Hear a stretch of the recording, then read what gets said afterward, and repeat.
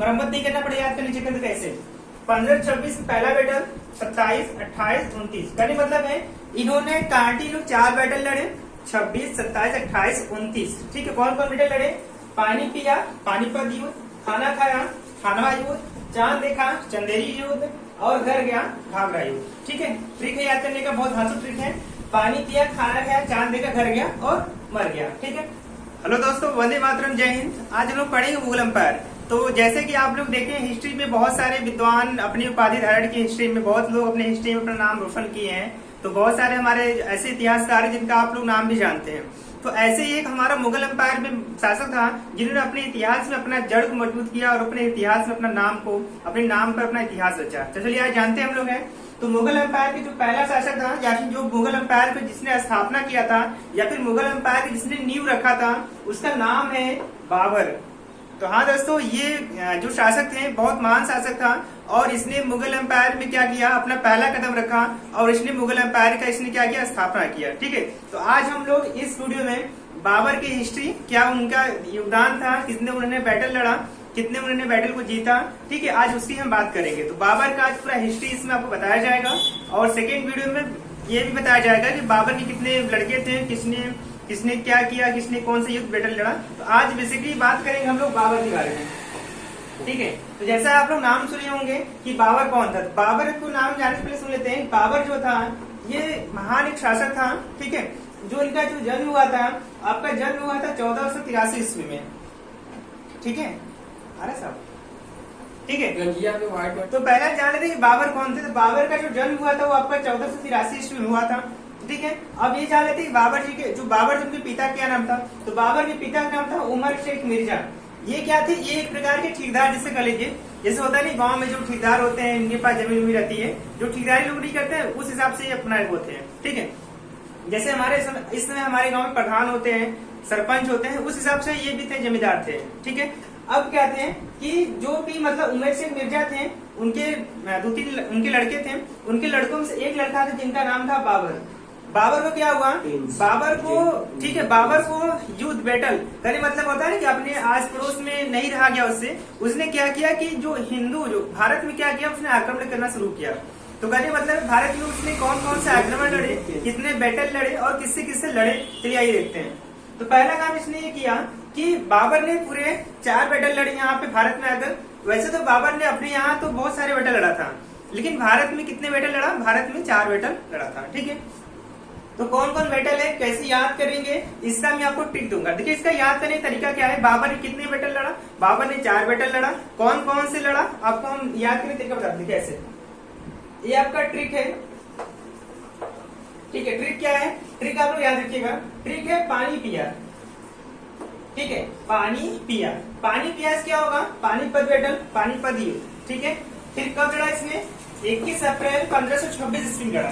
किससे लड़ा, ये बैटल किससे लड़ा, इब्राहिम लोदी से लड़ा। उस समय यहाँ के जो शासक था भारत को, कौन था, इब्राहिम लोदी था। अब सुनिए ध्यान समझिएगा। इसके बाद है खाना खाया। खाना देखिए, पानी पिया से पानीपत युद्ध 1526 में, फिर खाना खाया, तो खाना खाया से क्या होगा, ये खानवा युद्ध कब लड़ा था, 17 मार्च 1527 में लड़ा। ठीक है, फिर इसके बाद घर गया, घर गया, घर से क्या होगा, ऐसे ही खड़े खड़े, पानी पिया, खाना खाया, चांद देखा। यहाँ पे छूट गया, थोड़ा सा मिस्टेक है, इसको हम लोग कवर कर लेते हैं पहले। 1 मिनट, यहाँ पे मैं फिर से लिख रहा हूँ, यहाँ पे ये थोड़ा सा मिस्टेक हो गया है। देखिए पहले इसका ट्रिक याद करने तरीका था, पानी पिया, पानी पिया। ठीक है, पानी पिया, खाना खाया, पानी पिया, खाना खाया, चांद देखा, ये छूट गया था, चांद देखा। ठीक है, चांद देखा, कहाँ गया, घर गया, चांद देखा, फिर घर गया, चांद देखा, घर गया, घर गया, फिर मर गया, घर गया, मर गया। ऐसे लिख सकते हैं कि पानी पिया, खाना खाया, चांद देखा, घर गया, फिर मर गया। देखिए पानी पिया से पानीपत बैटल, पानीपत बैटल कब लड़ा इसने, 21 अप्रैल 1526 में। आपके एग्जाम में क्या आते हैं, बस 1526 में ऐसे पूछते का, पानीपत बैटल कब लड़ा गया था, 1526 में लड़ा गया था। किससे बैटल हुई थी, बैटल हुआ था इब्राहिम लोदी से। इतना क्लियर है। इसके बाद सेकेंड है खाना खाया। खाना खाया से क्या होगा, खानवा युद्ध ये कब स्टार्ट हुआ था? 17 मार्च 1527 से स्टार्ट हुआ था। ठीक है, इसमें कौन राजा थे? इसमें राणा सांगा उसमें यहाँ पे राजगद्दी बैठे थे। ठीक है, तीसरा युद्ध है चांद देखा। चांद से क्या हुआ? चंदेरी। चंदेरी कब लड़ा इसने? 29 जनवरी 29 जनवरी और 1528 में लड़ा था। उसमें यहाँ का राजा कौन था? यहाँ पे था मेदिनी, यहाँ का राजा शासक था। ठीक है, इसके बाद है घर गया। घर गया से मतलब घाघरा बैटल। तो घाघरा बैटल कब हुआ था? 5 मई 1529 में हुआ था। देखिए, आपको ज्यादा मरम्मत नहीं करना पड़ेगा, याद करने चक्कर कैसे 15-26 पहला बैटल, 27, 28, 29 कहने मतलब है इन्होंने कंटिन्यू 4 बैटल लड़े, 26, 27, 28, 29। ठीक है, कौन कौन बैटल लड़े? पानी पिया, पानीपत युद्ध, खाना खाया, खानवा युद्ध, चांद देखा, चंदेरी युद्ध और घर गया, घाघरा युद्ध। ठीक है, ट्रिक है याद करने का, बहुत धांसू ट्रिक है। पानी पिया, खाना खाया, चांद देखा, घर गया और मर गया। ठीक है, अब हम इसकी बात कर लेते हैं कि इनकी मृत्यु कब हुई थी। देखिए, इनकी मृत्यु जो हुई थी आपका 1530 ईस्वी में हुआ था। बात क्लियर यहाँ तक है? कहने मतलब 26 से बैटल लड़ा पहला, 27, 28, 29।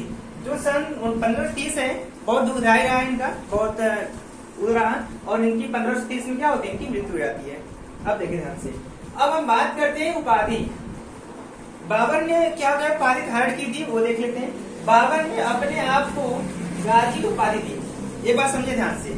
गाजी मतलब होता है कि जैसे लीडर नहीं होता उस हिसाब से गाजी होता है। जैसे जैसे होता है समूह, सब समूह का राजा कोई एक मेन होता है, उसने गाजी की उपाधि धारण की। ठीक है, फिर उसको बात बोलते हैं।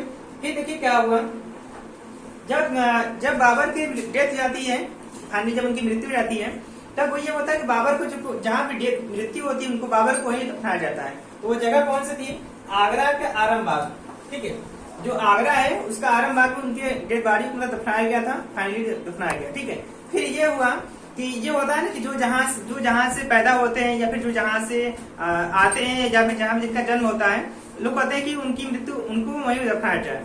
जैसे फाइनली होता है कि जो जहाँ पे मेन रहने वाला होता है ना, लोग वहीं पे लोग कहते हैं कि जहाँ पे लोग रहते हैं वहीं पे हम ले जाएंगे तो उनको मोक्ष की प्राप्ति होगी, उनको क्या होगा? सुख मिलेगा, शांति मिलेगा, ऐसे लोग बोलते हैं। तो ये हुआ बाद में कि आगरा के आरामबाग से निकाल कर, आगरा जो है हमारा है, जो आगरा का ठीक है आरामबाग है, वहां से उनको निकाल लिया गया। फाइनली निकाल कर क्या किया गया?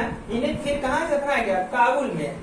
तो जहाँ पे फाइनली ये रहने वाले थे बाबर, और उन्हीं को लियाकर फाइनली वहीं पे दफना दिया गया। ठीक है, बात क्लियर यहाँ तक आई? और देखिए इन्होंने क्या किया, इन्होंने अपनी आत्मकथा भी लिखा था बाबर ने। वो कौन सा कथा था? वो आपका आत्मकथा था बाबरनामा। कहने मतलब है कि बाबर ने जो भी अपनी आत्मकथा उन्होंने लिखा, बायोग्राफ अपनी जो उन्होंने लिखा था, ठीक है, तो उन किस नाम पे लिखा था? बाबरनामा। उनका जो पुस्तक था उनका नाम है बाबरनामा। कभी कभी पूछता है एग्जाम में कि बाबर ने अपनी आत्मकथा ठीक है किसमें लिखी, तो बाबरनामा एक बुक है उसमें लिखा था। ठीक है, बाद में भले ही कोई और आ गया उनसे ट्रांसलेट कोई और कर दी, ये हमारा बाबरनामा।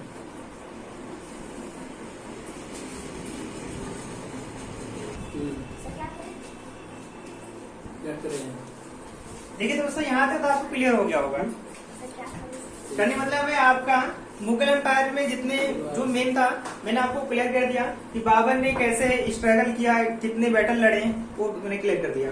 अब हम बात करते हैं इसमें से जो भी एग्जाम के व्यू से इंपॉर्टेंट क्वेश्चन आते हैं। जैसे भी क्वेश्चन पहला आता है, पहला क्वेश्चन आपसे पूछता है कि बाबर ने अपनी आत्मकथा, ठीक है, अपनी जो आत्मकथा थी वो पुस्तक किस नाम से जाना जाता है? तो पहला चीज है वो आत्मकथा किसमें लिखे थे? अपना बाबरनामा। ठीक है, फिर क्या हुआ? फाइनली जो अब्दुल रहीम खान थे, उन्होंने क्या किया कि जो बाबर की जो भी आत्मकथा था उन्होंने किसमें अनुवाद किया? फारसी में। बात क्लियर है? फारसी में अनुवाद किया। ठीक है, बाद में इन्होंने क्या किया? फारसी में अनुवाद किया। तो अगर पूछेगा फारसी में किसने अनुवाद किया, तो अब्दुल रहीम खाना ने किया। अगर कहेगा बाबर ने किसमें लिखा, तो बाबर ने अपना पुस्तक किसमें लिखा? बाबरनामा में लिखा। इतना क्लियर रहेगा आपको। अब आती है कि बाबर के तो बाबर पूरे 4 बैटल लड़ा था, मैंने आपको बता दिया था। कौन कौन लड़ा था? देखिए 1526 में आया था भारत, और 1530 में इस बार मतलब डेथ हुई थी। तो 1526 से पहला बैटल, 27 में दूसरा, 28, 29 मतलब कंटिन्यू 26, 27, 28, 29 चारों बैटल उन्होंने लड़ा, और चारों बैटल किसने जीता? बाबर ने जीता। बात क्लियर है? अब इसमें एक बात और आती है एग्जाम की दृष्टि से, इसमें यह पूछ देता है कि बाबर ने युद्ध में ऐसा कौन सा अस्त्र का प्रयोग किया, ऐसा कौन सा शस्त्र का प्रयोग किया, जैसे आप जानते हैं ना। ठीक है, हमसे सब लोग पूछते हैं कि अगर मतलब जो बाबर थे चारों बैटल कैसे लड़ा, देखिए मैं कहता हूँ हमेशा बैटल लड़ने के लिए, ठीक है, बैटल को जीतने के लिए तलवार की जरूरत नहीं होती, ठीक है। कोई बैटल आप लोग लड़ते हैं उसको लड़ने के लिए तलवार की जरूरत नहीं होती है। जीतने के लिए क्या होती है, ना तो तलवार चाहिए, बस दिमाग चाहिए, ठीक है। युद्ध जो होता है तलवार के बूते नहीं जीता, मतलब जो लड़ाई होती है हम लोग तलवार के जो सारे उसको नहीं जीत सकते, ठीक है। उसमें क्या होता है, दिमाग लगाना पड़ता है। जैसे अंग्रेज आए पहले, अंग्रेज ने भी क्या लगाया, दिमाग लगाया उन्होंने, और हमारे यहाँ बहुत दिन तक शासन किया। ऐसे ही बाबर ने फिर क्या किया, उन्होंने दिमाग लगाया। उन्होंने क्या खास बात थी उसके बैटल में, तो खास बात यह था उसने उपयोग किया था तोप खाना। जैसे होता है ना हमारे यहाँ क्या होता है, लाठी होती है, एक लाठी ले लीजिए और लाठी से मार दीजिए एकदम ससुरा को, ठीक है, लाठी से मार दीजिए। वो लाठी किसको किसको लाठी हम मारेंगे, अरे एक लोग को मारेंगे, दो लोग को लाठी मारेंगे,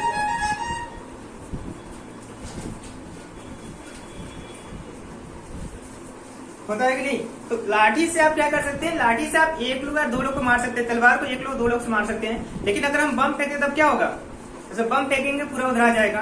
तो इसमें भी एक खास बात थी, बाबर ने क्या किया, बाबर ने तोप खाने का इस्तेमाल किया। अगर आपसे कभी भी एग्जाम ये पूछेगा बाबर ने क्या नया नीति अपनाई, तो इसमें यह नया नीति थी कि बाबर क्या था, तोप खाने की यूज किया था, या तोप खाने इसको बोलते हैं, मतलब फेंक देना, फेंकेंगे जैसे ही और सामने उधरा जाएगा, ठीक है, इसने ये उपयोग किया था ऐसे। फिर इसके बाद करते हैं, बाबर के 4 बेटे थे, कौन कौन, पहला सबसे बड़ा हुमायूं, फिर दूसरा था आपका कामरान, ठीक, कामरान लड़का, सेकंड लड़का था, फिर अस्करी था, थर्ड लड़का तीसरा नंबर पे, फिर ये आपका हिंदाल था फोर्थ लड़का। कहने मतलब है कि बाबर ने 4 बैटल लड़ा और इनके कितने लड़के थे, 4, याद रहेगा।